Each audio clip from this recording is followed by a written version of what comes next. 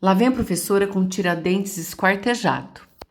Não existem retratos oficiais de Tiradentes, o Joaquim José da Silva Xavier, que foi, entre outros, dentista, daí o seu apelido de Tiradentes, e militar. Ele participou ativamente da Conjuração Mineira, que foi um movimento que propunha separar o Brasil colônia de Portugal, isso em pleno ciclo do ouro no século XVIII.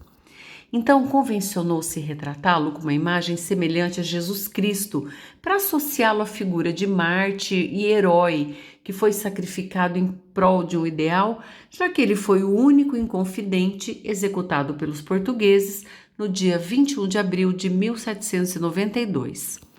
Além da morte na forca, seu corpo foi esquartejado e suas partes espalhadas pela estrada de acesso a Ouro Preto, ou Vila Rica, como chamava na época, para servir de exemplo a quem ousasse trair o rei. Pedro Américo criou essa imagem tão crua 100 anos após a morte do Tiradentes. Num gesto político, o quadro serviu ao pintor para buscar apoio junto ao novo regime republicano, porque o Pedro Américo tinha sido o pintor da corte do Dom Pedro II e ele estava um pouco em decadência nessa época. Aos republicanos, o quadro serviu para consolidar seu poder e obter apoio popular por meio da imagem de um herói que representasse o povo. Então, essa obra é um típico exemplo de como a arte não é isenta de intenções e está ligada à política e ideologias.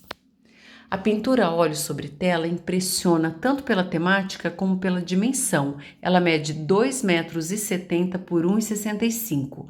O tratamento acadêmico dado pelo artista enfatiza as texturas, os tons de pele e a anatomia, numa clara influência renascentista. Compara-se o corpo do Tiradentes ao de Jesus na Pietà de Michelangelo.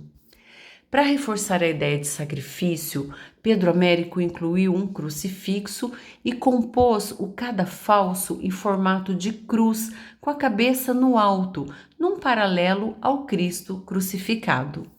O domínio técnico do pintor torna a imagem chocante. A carne rasgada e a cabeça pétrea de Tiradentes causam um misto de admiração e assombro.